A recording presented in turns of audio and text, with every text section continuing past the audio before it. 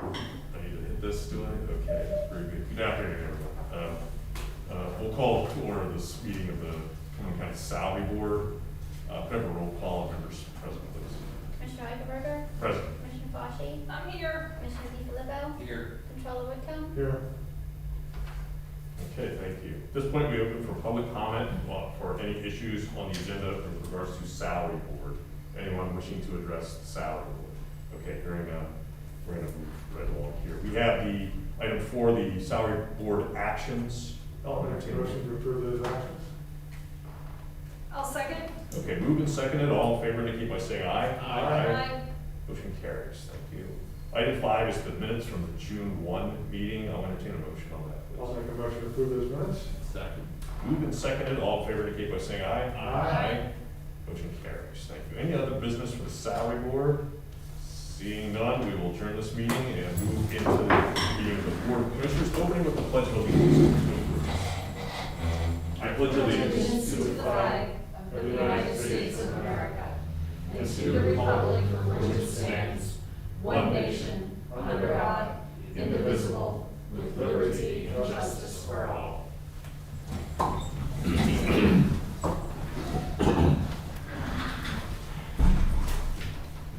Okay, very good. Thank you all for participating in that. We'll call the meeting to order. If I could have a roll call of members present, please. Commissioner Eichelberger? Present. Commissioner Fauci? I'm here. Commissioner DiFilippo? Present.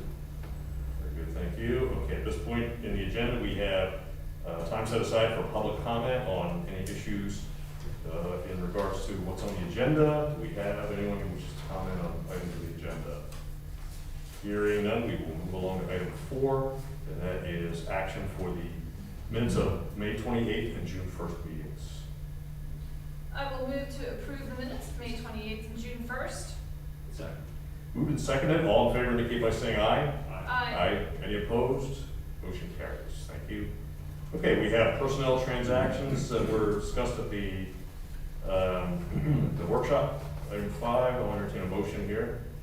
Make a motion to approve those personnel transactions. And I'll second. It's moved and seconded. All in favor indicate by saying aye. Aye. Any opposed? Motion carries. Okay, item 6 is the resolution in regards to the Housing and Redevelopment Authority and their role in administering CARES rent relief program.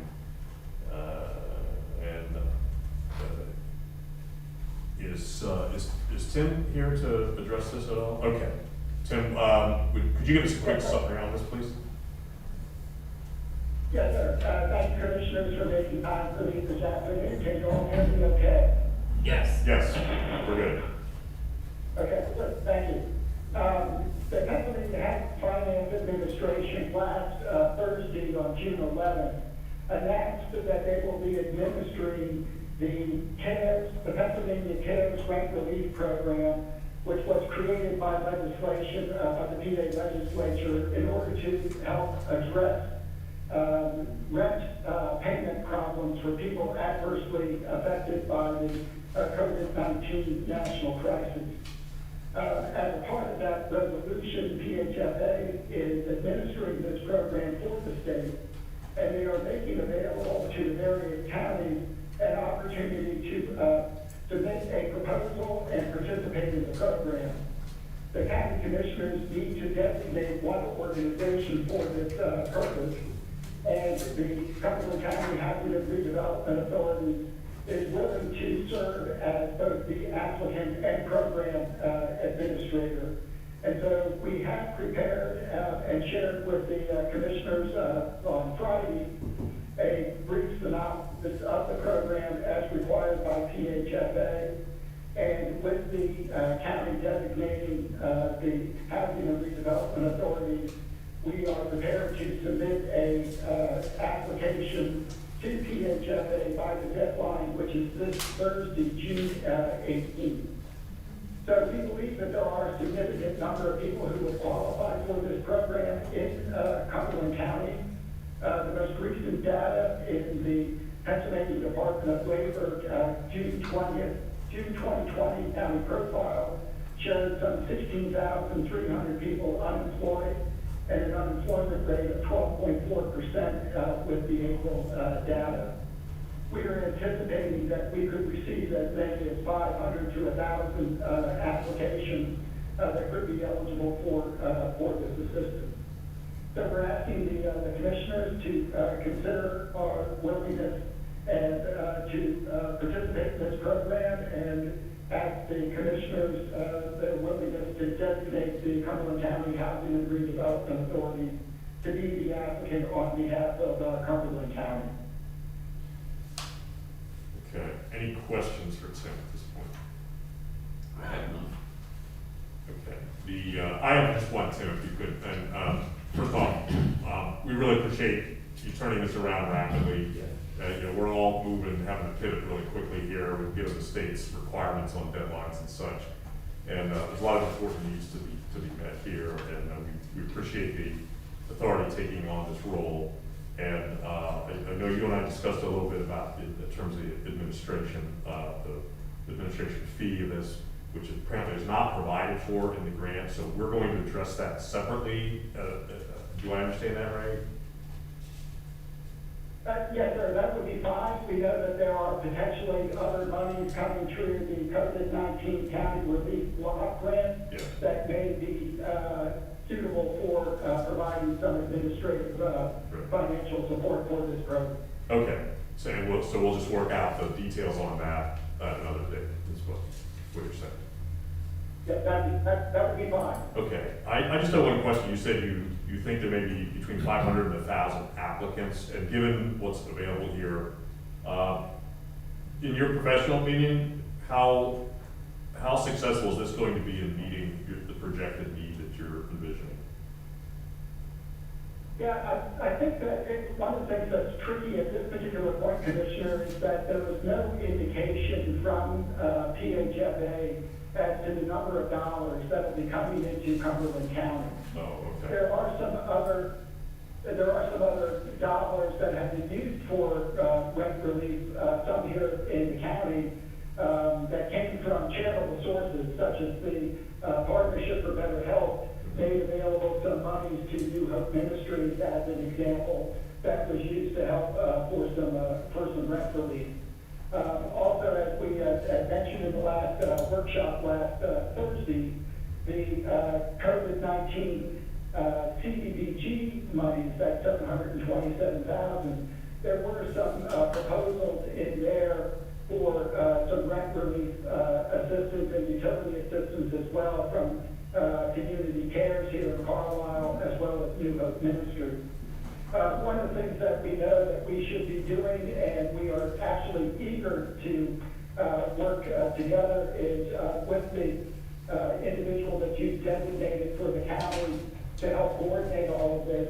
We know there's going to be a need for coordination between the county relief block grant, the CDBG COVID monies, charitable monies, and these monies as well. And so we would welcome that opportunity to make sure that as we work through all of these different resources, that as many people as possible here are served in Cumberland County.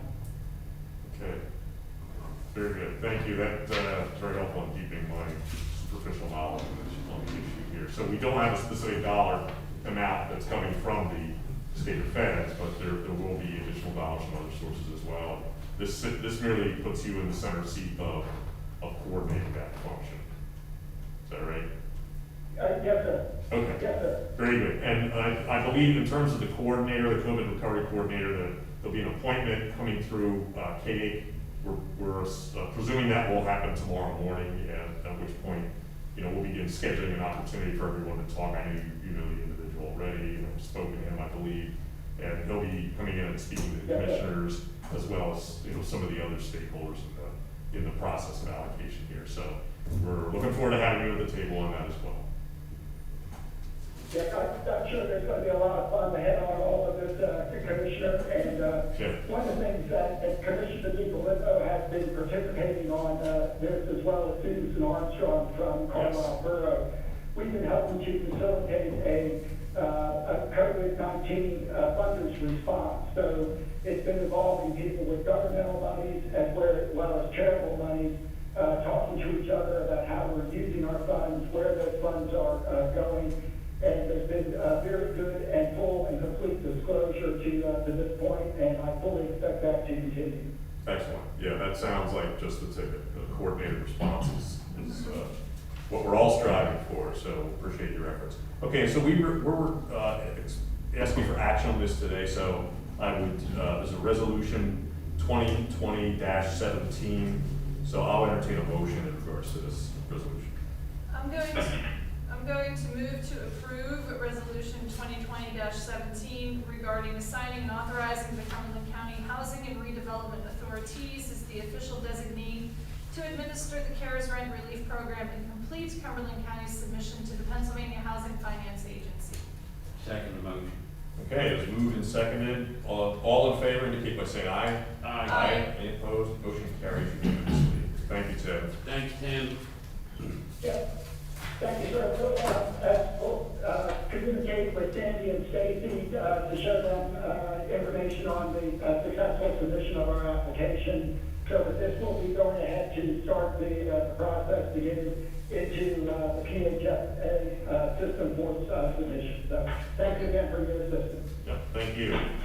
Okay, moving right along, we have item 7, which is the contracts and grants that were reviewed at the workshop. As always, this is divided into 2 sections, the existing contracts, grants, and extensions, as well as the second section, which is the new additional contractors that we'd be hiring. We can handle these together or separately or break out any individual items to the liking of whoever wants to propose something. I'll make a motion to approve the contracts and grants as noted in item 7, Roman numeral 1, Roman numeral 2. Okay, very good. I'll second that motion. Okay, it's moved and seconded. All in favor indicate by saying aye. Aye. Motion carries. Thank you. Okay, item 8, we have the donation from Kaiser's Consulting Group, LLC. This is for the Polycom microphone arrays. These are priced at, or valued at $700 a piece, so it is coming to us as a donation. We need to take action on that, so I'll entertain a motion. I'm going to move to approve the donation from Kaiser Consulting Group, LLC. Second. Moved and seconded. All in favor indicate by saying aye. Aye. Motion carries. And we should sort of send a letter of thanks to them for their kind donation. Item 9 is the DCD Economic Development Grant application. This is actually the county block grant, I believe. It's like 22.9, I think is the round number that's been suggested to us. So, Ron, are you on the line here to discuss this? Yep, I'm here. Okay, did you want to give us a quick overview on what's going on here and the deadline and everything? Sure, we are requesting approval to submit the DCED, the COVID-19 County Relief Block Grant. The estimated amount, like you said, is just under $23 million. The state has given us an extra day to submit the application. So the application due date is now Wednesday the 17th. Wow. So it's an online application process. So we're requesting approval for me to be able to submit that application. What are you doing with all the extra time? They got extra 24 hours. Boy. It's going to double check your numbers. And I'm using them all lately. Okay. Do we have any questions for Ron on the block grant? Yeah, I do quick. Ron, is it a fair statement to say that all the PPE expense we had from March 20th forward is eligible for this? Yes, it all is eligible for this. Okay. That's all the questions I have. Okay. And we will be having those a little more detailed discussions later. Right. Okay. Sounds good. I'm sure there'll be plenty of other questions as things roll on here. I've got a million, but, Jean, anything? I don't have anything. Okay, at this point, we'll need action on the approval of the application participation. I'll make a motion to approve the PA Department of Community and Economic Development Grant application, estimated amount to be between 22 and 23 million. And I'm going to second that motion. Okay, it's moved and seconded. All in favor, indicate by saying aye. Aye. Aye. Motion carries unanimously. Thank you. Very important. Okay, item 10, we have discussion and approval of capital project requests. I think these were all reviewed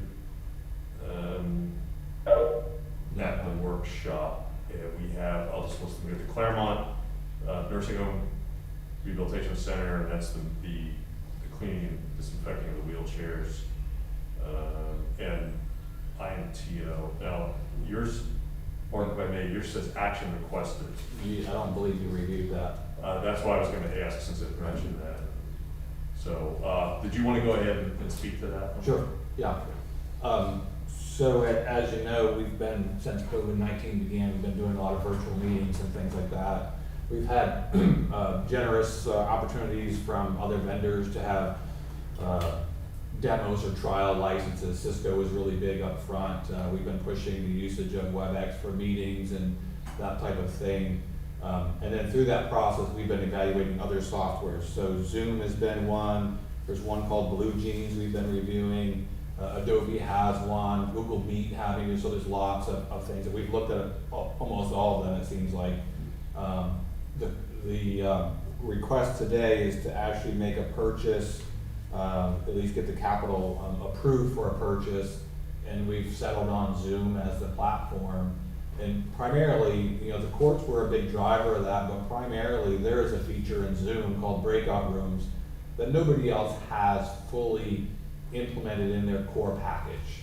So WebEx, it's called Training Center, and you know, there's, I think GoToMeeting is GoToTraining, and there's lots of extra add-ons we would need to do to make it all work with something else. So Zoom has it, it works, we've tested it, and we're very happy with it. And the courts need breakout rooms for sidebar conversations or attorney-client privileges. And then it also applies to HR for union negotiations and things like that. So you can have separate rooms within a meeting, slide them to the side, still have that video call in smaller spaces, and then reconvene. So really nice feature that they have. Security was an issue. They've resolved a lot of the security issues. In fact, if we buy an enterprise license, we will be fully contained within the United States as far as security goes in the encryption process. So they've made some big strides within those last couple of months, and so I'm very comfortable going forward with that. A lot of other courts are using it throughout Pennsylvania, other counties and things like that. So quality issues, you know, everybody has some quality issues along those lines. We are looking to get 150 licenses of Zoom, and that's for people to host large meetings, something that goes beyond one-on-one, or something that goes beyond 40 minutes. With an enterprise license, we'll be able to have other folks that just need one-on-one meetings or short meetings still have, essentially everyone in the county would be able to host a meeting within some limitations. So if they want to do something bigger, they would need one of the 150 licenses. So we're looking to purchase that. It's about $25,000 a year subscription cost. The capital project is for 5 years because that's the way we like to project 5 years out. So the request is for $125,000 for 5 years for the capital purchase. I would be buying 1 or 2 licenses, 1 or 2 years up front, depending on how finance wants to do that regarding COVID funding and things like that. So we may be able to reimburse us through the COVID process. Okay, so we're not doing the entire purchase, there will be Correct. dispersed over a period of time. but It's maybe- an annual, we are saving by going through our procurement channels about 40 to 45%. Over what you see on the website. But we are looking at, depending on what Ron and Dana recommend, we would purchase 1 or 2 years up front, and then it would be an annual purchase thereafter. So not the full 5 years up front, 1 or 2 years. And there is an exit clause. Absolutely, annual review. So, and we can, if we wanna do 1 year and make sure it's working for us, then we can do that. And then we can exit at any time. We do get some savings by purchasing a full year at a time, rather than do month-to-month subscription. So I'd recommend we at least do that. Okay, well, you addressed the question I had regarding security already, we've all been reading about that, so I guess the only other question I had was, and I understand this is not a purely apples to apples comparison between the vendors, but how did this stack up cost-wise vis-a-vis the other ones you looked at? So the other one that I was really looking for was Cisco and the WebEx.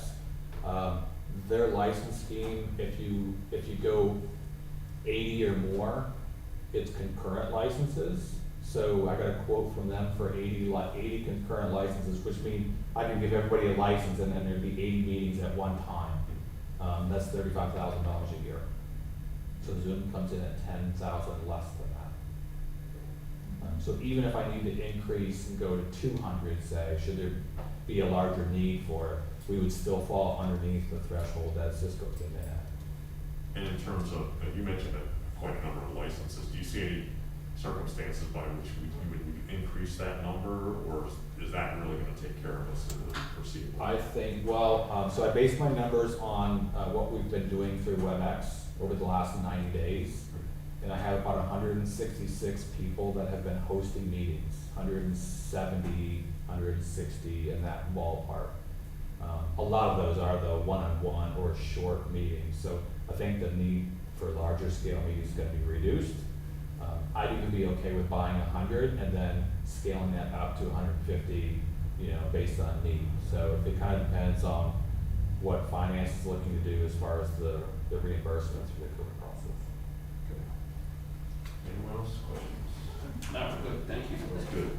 Thanks, Mark. Yep, sounds like you did a thorough job on that. So, all right, so we have two items here. I'm gonna suggest that we actually address these separately. Yeah. So if I could have an action, or motion on the Claremont first, please. I'll go ahead and move to approve the Claremont Nursing and Rehabilitation Center project amount of $31,226.14, and that is for the machine that cleans and disinfects wheelchairs. One second. Okay, moved and seconded, all in favor indicate by saying aye. Aye. Motion carries. All right, and on the other item of the day, the IMTO, do I hear an action? I'll make a motion to approve the request from the IMTO department regarding virtual meetings and conferencing as presented in the amount of $125,000 over a period of 5 years. Okay, do we have a second? My second.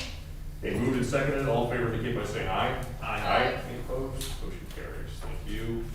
Fine work, Mark, thank you. Okay, item 11 is the general disbursement transfer authorizations. We'll breeze through these here. June 5th, disbursement of $3,497,076.33. Also on the 5th, $564.93 for June 12th. $92,325.08. Supplemental same day, $50,077.13. Those are the authorizations for paying the bills. So we'll need an action to approve those. Do I hear? I'll move to approve those general disbursement transfer authorizations. I'll second. Okay, moved and seconded. All in favor indicate by saying aye. Aye. Motion carries. Thank you. Okay, we have the, I want to acknowledge acceptance of monthly reports as follows. The Register of Wills, the Prothonotary Office, Conservation District, Recorder of Deeds, the Clerk of Courts, and the changes of assessment, all for the month of May. No action required there. I'll report also on executive sessions that the board held. First, well, actually, the only one was June 11th, and that was at 9:30 a.m. in regards to potential litigation matter. Moving on, is there any additional business and items to come before the board? Anything? Staff, nothing? Okay, so there's nothing else. I'll entertain a motion to adjourn.